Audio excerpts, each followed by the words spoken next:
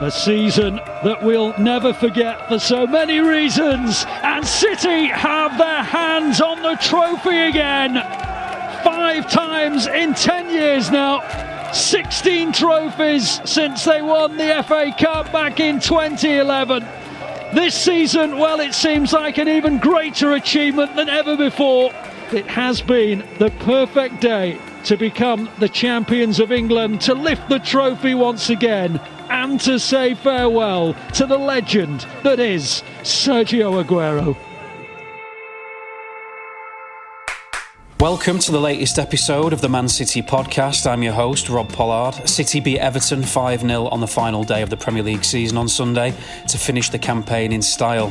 Kevin De Bruyne, Gabriel Jesus and Phil Foden all scored before Sergio Aguero came off the bench to bag 2 on his final Etihad appearance as a Manchester City player.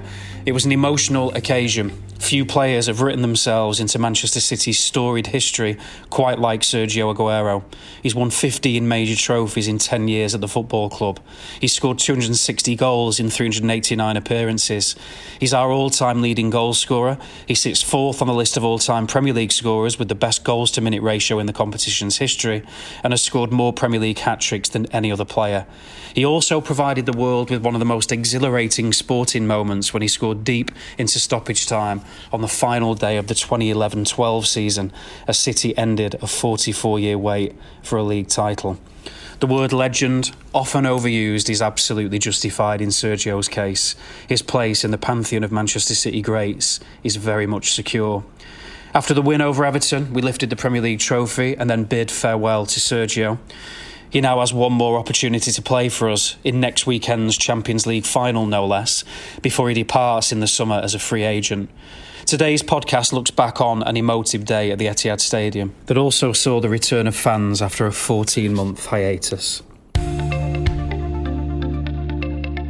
We can get into the second half, but it feels that wouldn't be appropriate. We should only be talking about one man, and that man is Sergio Aguero. Yeah, and it's all we've spoke about all day, and just gets better and better and better all the time. And you know, the goals they scored were ridiculous. You know, he's came in the pitch, everybody wanted him to score. His first one, the quick feet and the finish was outrageous. And then spoke about him scoring all sorts of goals and scoring the second goal. They probably could have had 3 or 4 in the end, which would have been so fitting. But just, as you said, and I know the guys are the same, just honoured to have been here to see his last game.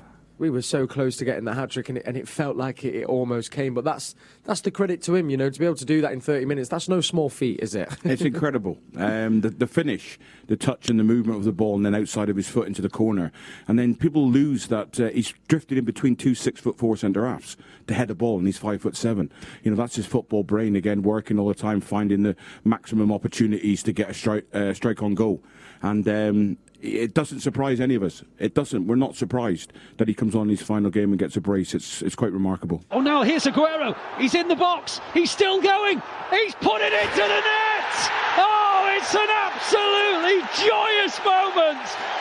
Oh, it is exactly what everyone wanted to see. And Edison has come from one end of the pitch to the other to get involved in the celebration because you couldn't write it. Aguero comes onto the field, and what does he do? He scores a goal, and he adds to his incredible scoring record. It's 259 now for Aguero. We wondered if a chance would come. You bet it did, and Aguero just eases it into the back of the net, and everything that you would have wanted from this particular day has come true. Back to Fernandinho. Oh, hang on, Aguero's in, he scored again! And again it's a Fernandinho assist. Right in the court. This is fairy tale stuff. Oh, it's just ridiculous, isn't it? I mean, Kev, one of your favourite moments was, of course, seeing the goal at Crystal Palace, thinking that quite possibly might have been his last. It wasn't, thankfully. There was 2 more there. I mean, how was it for you watching that second half? I wouldn't put it past him getting another one before he's done. Oh, it was brilliant, wasn't it? The lads have already said they were 2 outrageous goals. Top draw, and was really fit. I'm a little bit gutted that he's not got a hat-trick, though, I'm not going to lie.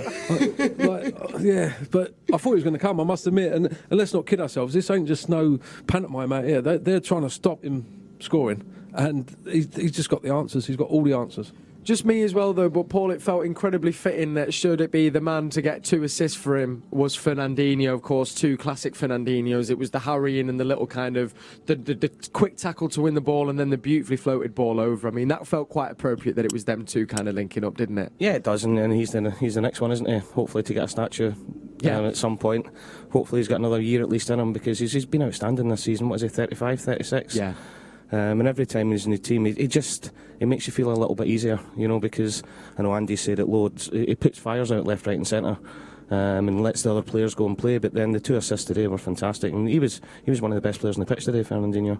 Michael Brown has been in the stadium doing commentary with Alistair Mann. Mr. Michael Brown, the most appropriate way for Sergio Aguero to finish his career at the Etihad Stadium, wasn't it? I can't stop laughing, I'll be honest with you. Literally, when he got the ball, what the guys were saying in the studio, you're thinking, surely not. He sat a couple of people down and nonchalantly just curled it with the outside of his foot and said, that's what I do. It was a brilliant stuff. They're just seeing the uplift in the stadium, all the players, the substitutes, everyone laughing, all jumping on top of him. I mean, it doesn't get better than that, does it, Kel? I bet you were jumping around, I'm sure. Oh, jumping around. I mean, I couldn't. I mean, I was a little bit emotional, Michael, I'll be honest with you. I think lots of people are. But it's important to remember as well, it's not quite done yet. And we've said it here in the studio, it feels like he also might have a part to play come next Saturday in Porto, mightn't he? Yeah, he might. It's obviously up to the manager what part he does. And you can see he wasn't obviously fully fit to have more time. You'd have expected him to have had more time if that was going to be the case. But he's finishing there. Great header as well. Another couple of opportunities and a fitting moment. I was speaking in commentary about if anybody deserves that type of ending send-off at the Etihad. Yes, there's another week to go, but we've got to enjoy this one now. And I'm just seeing all of the trophy sort of thing getting set up now, and it's a great occasion. And for Sergio Aguero to finish like that, I just don't think it gets better than that. As guys growing up, and they'll tell you in the studio, I mean, it's just a fairy tale stuff, as I said in commentary. Michael, we might just come to you in a little bit as the trophy is coming out, if you're still going to be in the stadium. I think I will be. Lovely stuff. Mr. Michael Brown there, who's inside the Etihad Stadium. I just had a little stat given to me there. 184 City goals in the Premier League. That is a new record. So, of course, Sergio Aguero, once again, breaking records. How many times have we said that over the last 10 years for one club? 184 goals in the Premier League. Unbelievable. Just overtaken Wayne Rooney. It would seem that the noisy neighbours are well and truly on top. The city is blue. And of course, I mean, it was already secured. But Kev, we're going to now have the trophy presentation, which means we are Premier League champions, and rounds off again what has just been an unbelievable season in this league. Yeah, it's been incredible season. A little bit of a dodgy start as such, but once we started winning games, we've just been the team to beat, the team to catch, and no one can get near us. We've just been exquisite at times, and rightly so. Now they're going to pick up the trophy and deserve every moment. Well, speaking of picking up the trophy, Kyle Walker has been with Joleon Lescott all day, and he was actually speaking to Joleon earlier on about how the players might be feeling when lifting a trophy. Now, one very special moment today is going to be the trophy lift, and I want to go back to 2012, a very special moment for all Manchester City fans, the first Premier League trophy lift. What was it like, though, as a player, the build-up to it, after the game had finished, when you're back in the dressing room before you come back out to get your medal, to lift the trophy? What was that like? It's surreal, to be fair. That's one moment I never thought about, enjoying, because the year before we played in the FA Cup, and I remember having this is before camera phones and stuff. I had a little device that I went to get, so I ran in there, came back out, and it was all going off. I was like, I've missed it.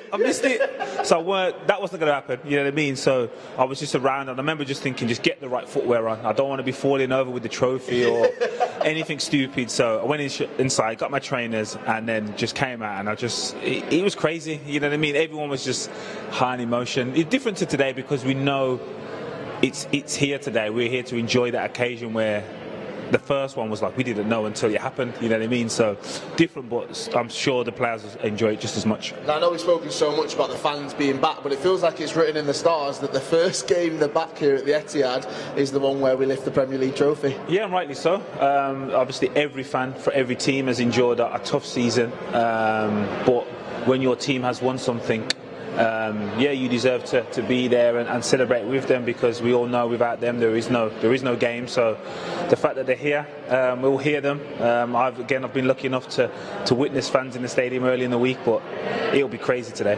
Fernandinho will be lifting the Premier League trophy, but also Sergio Aguero will get his turn on it as well. It's going to be an emotional moment. Very emotional. I'm sure that is in the plans for them to lift it together. I think every fan, everyone associated with Man City wants to see Sergio lift that trophy, and if he's there holding it with Fernandinho, there'll be a massive moment for the club and an image that everyone can live.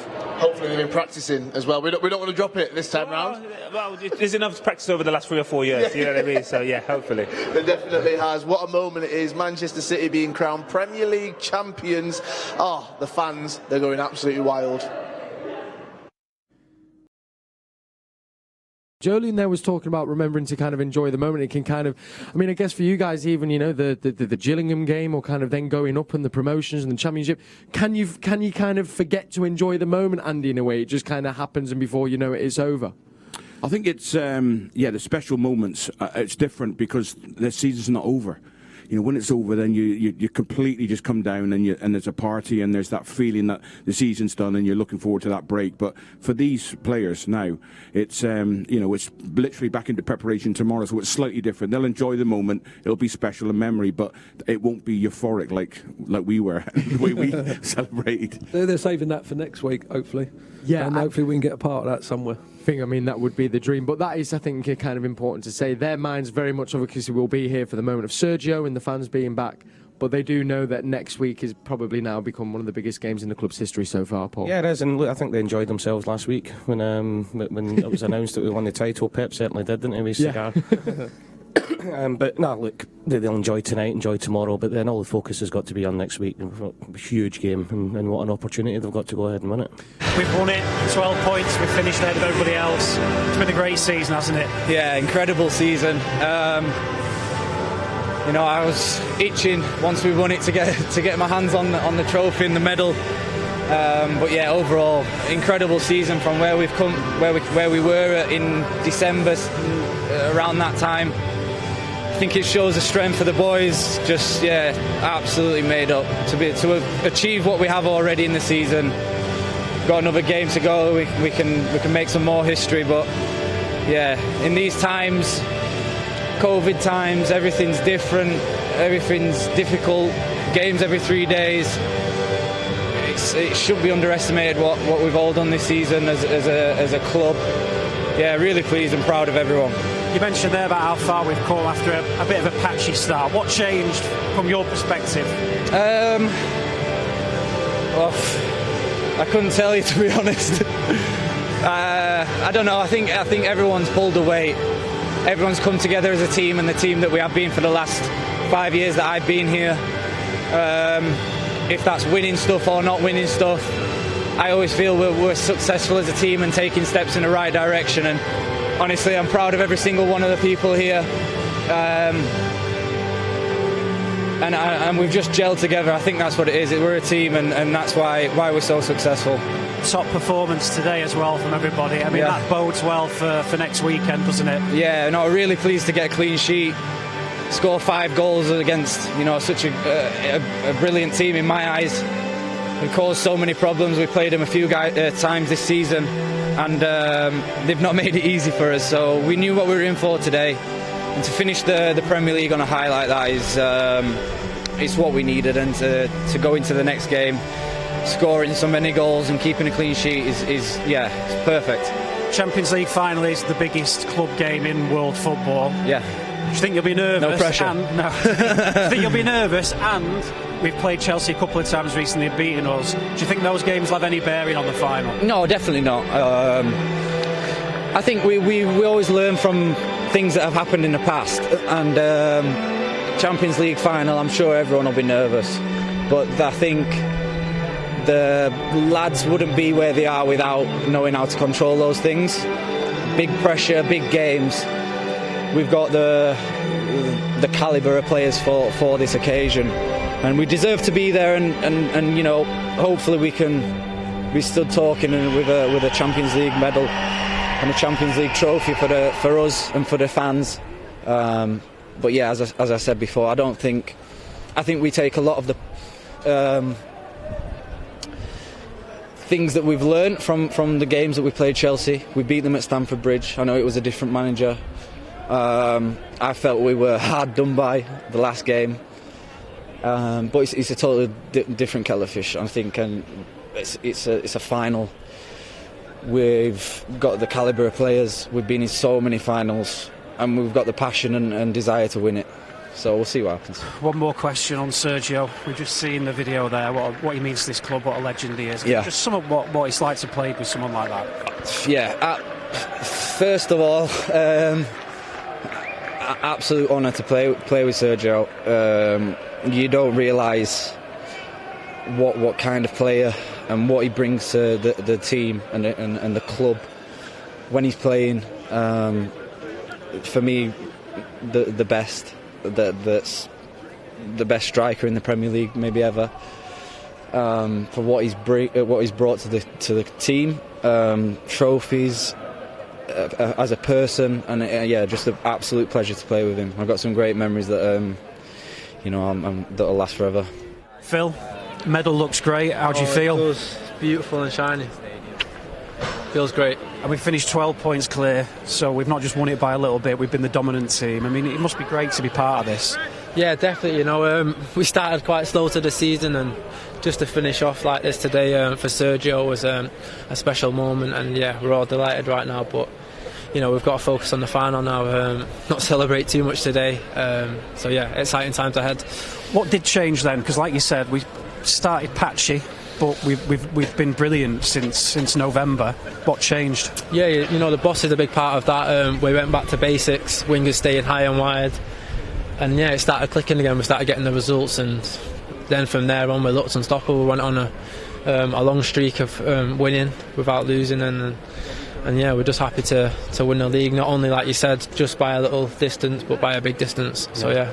And to finish with a performance like that today, I mean, that bodes well for next weekend, the biggest game we've ever been involved in. Definitely. We spoke before, just make sure we finish strong today to give us the confidence going into the final. So I thought we played some of our best football tonight as well.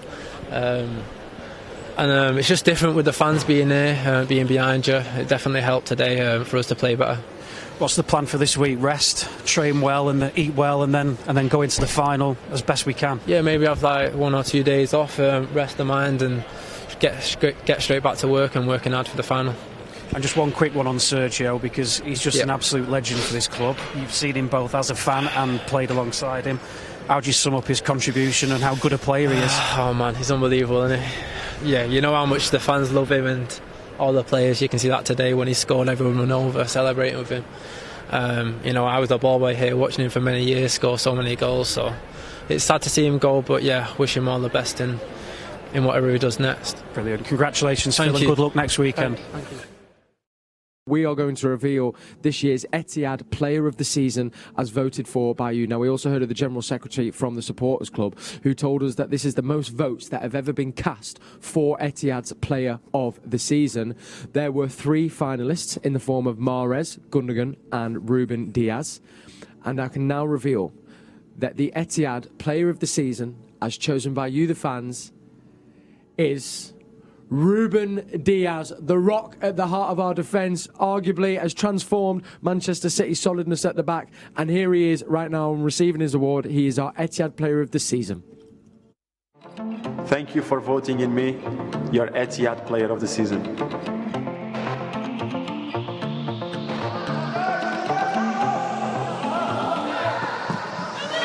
Good block, good defending. This is excellent defending from Ruben Diaz. I'm very pleased, obviously, but I won't by any chance let go that I'm only here and I'm only receiving this because we won the Premier League, we won the Carabao, and we're in the final of the Champions League. And on that, the big credit goes to the team, goes to my teammates, and especially because I'm a defender, and for a defender to win this, it needs to be mainly because of the team. And so a big thanks to all my teammates.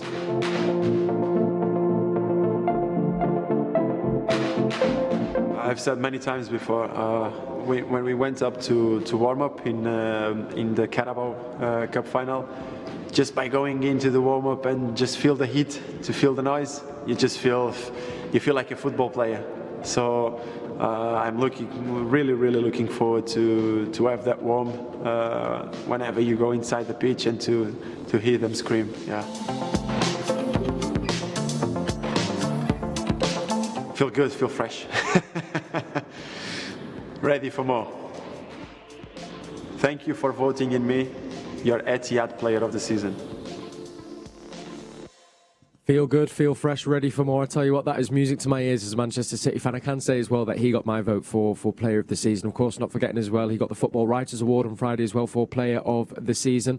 Kev, I mean, for you, deserved, isn't it? Yeah, it's a great call. I think the Man City fans got it spot on. There's been some unbelievable performances from other individuals, but I think he's just brought that togetherness, that defensive prowess, wanting to defend, putting his body on the line, and it's made a big difference. What do you think? What are the things that he's done and brought to the team, Paul, for it to have been such a kind of, contrast from him from not being in the team to being in the team?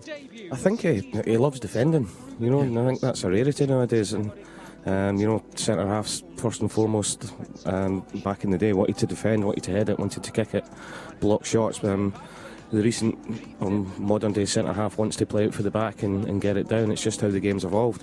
He can do that, but he loves defending, and it's the leadership qualities that he's got. It's not just him shouting, but how he positions people around him. Positionally as a defender, he's fantastic, but he makes sure that very rarely does he get caught out, because he's always tucking defenders in and around him and midfielders in front of him, to protect himself. But I mean, Andy's probably a better one to talk about centre half, but since he's come in, he's been an absolute revelation. And to think he's only 23, his first season in the country during COVID as well, so it's not as if it's been easy for him, but to settle as he has done has been unbelievable. I mean, and Andy, we'll come to you then. I mean, what are the things that you kind of admire and think are some of his strongest qualities, of course, knowing the position so well? Well, I think the two lads have already spoke about them. He wants to defend, first and foremost. He wants to stop the ball going in the net. He wants to head balls out of his box, and he wants to go and have a battle with a striker. Great components to have, and he's...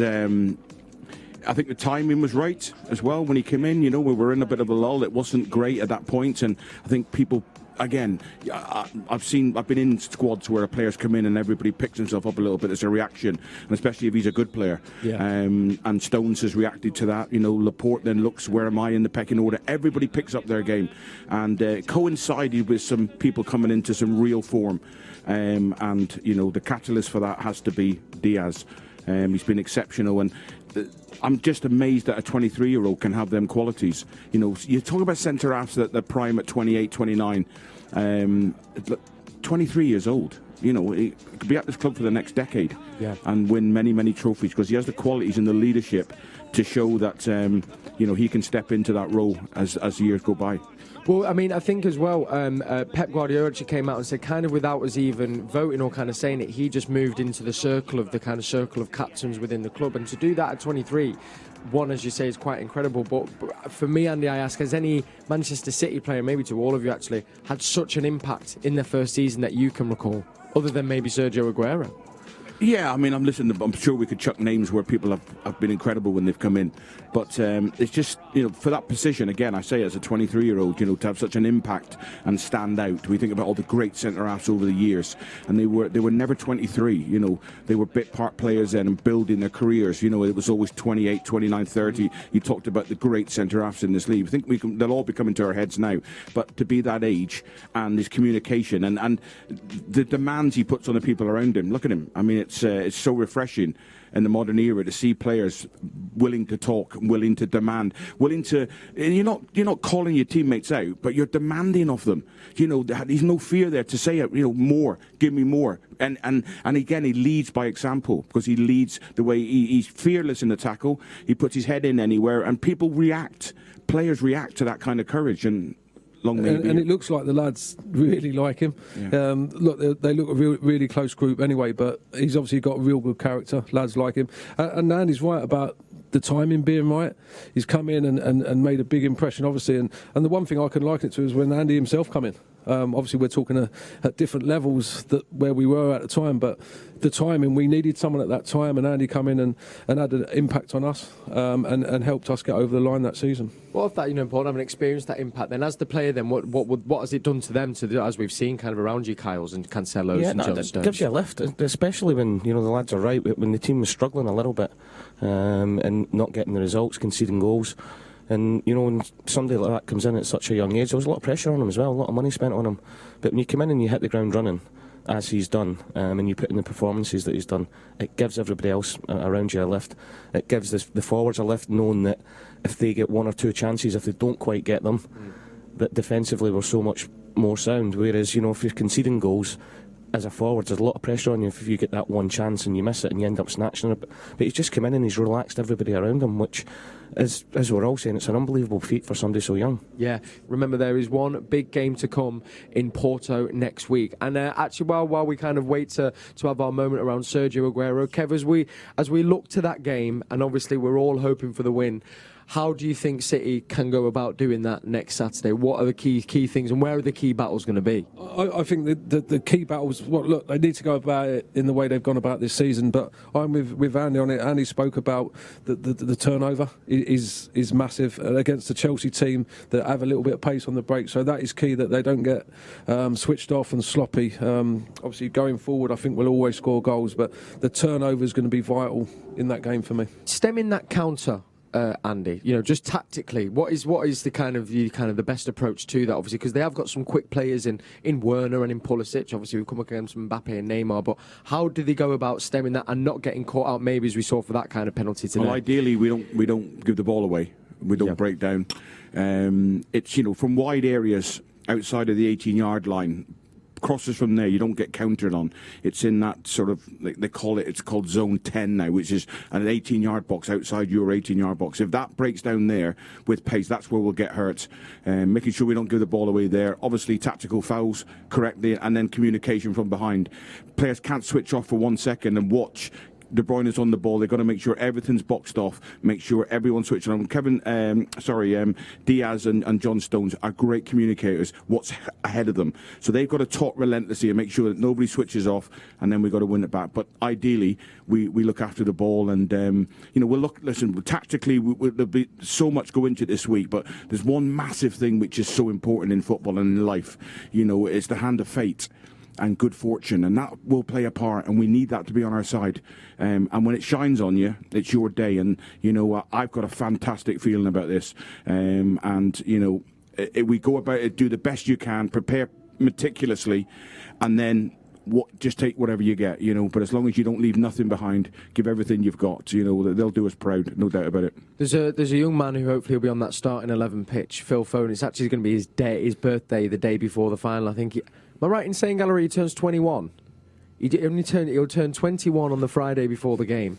Paul, it feels like there could be there's a little something in there for him to really kind of solidify what has been his coming of age season, would you say? Yeah, and he's an amazing talent. We keep waxing lyric about all the time. What more can you say? But even the European games, he was outstanding. The game against Dortmund, when we did go behind, he was the one player at the tender age of 20 that took the game by the scruff of the neck and really, really went and pushed us forward. And to think he's going to be playing, is this his third Premier League he's won already? 3 Premier Leagues, 20-year-old. Has he won a fancy dress? What? Christmas party, though? That is the question. I think you've won it. Yeah. I knew you were going to say that. But Cal, just because you got a school blazer on. What a stage for the players. The opportunity is there. If you're knocked out, you're out of it, you're looking on. But the stage is there for them players to write their name, not just into our history, in the history of football. And that's what they'll be thinking. De Bruyne, it feels like it's just that stage is meant for him.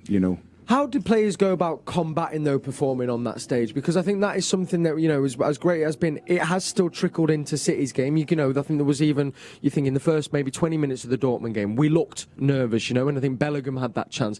PSG, there was 20 minutes where you could see it had rippled into our game a bit, and you go, if you just could let that go and be confident, I don't feel any team can stop us. But how do you go about having that mindset? That's a question to all three. I think you've just got to ride the storm at any point in the game, and when you're up against it. And look, when you get to the latter stages of the Champions League and the Champions League final, you're up against top quality teams, and I think sometimes you've got to accept that they are going to have the ball sometimes, and they are going to put you under a little bit of pressure, and you've just got to soak it up and be relentless in what they do. And this is what this team's great at, is relentless with and without the ball, and believing that they're doing the right thing all the time. And even when teams are getting on top of them a little bit, first half in Paris, you know, for 25 minutes in that game, Paris Saint-Germain were all over us, you know, but we just sat in there.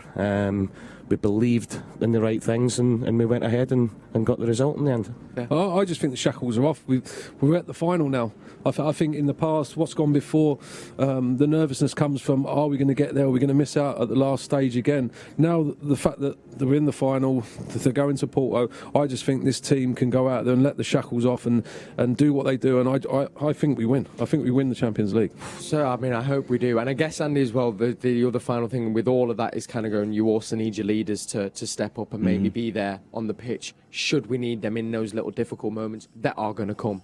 Yeah, the leadership comes in many different ways. You know, Foden shows leadership qualities at times by his bravery and his lack of fear to go and get the ball in tight areas. Fernandinho, De Bruyne in his own ways, Diaz, Stone, they'll all come through. What they must reinforce themselves this week, when they're collectively or individually in 2s and 3s and 4s, is just keep saying we've got to believe it's our day. It's our day. It's our destiny to win the Champions League this year. Keep reinforcing that continually. That nothing is going to stop us this weekend being the European champions. That's all we've got time for today. Thank you so much for joining us. City are Premier League champions and the trophy is back at the Etihad. It feels pretty good, doesn't it? Stay tuned to mancity.com and the official Man City app throughout the week as we bring you all the latest ahead of Saturday's Champions League final, arguably the biggest game in this club's history. Until next time, stay safe and look after one another.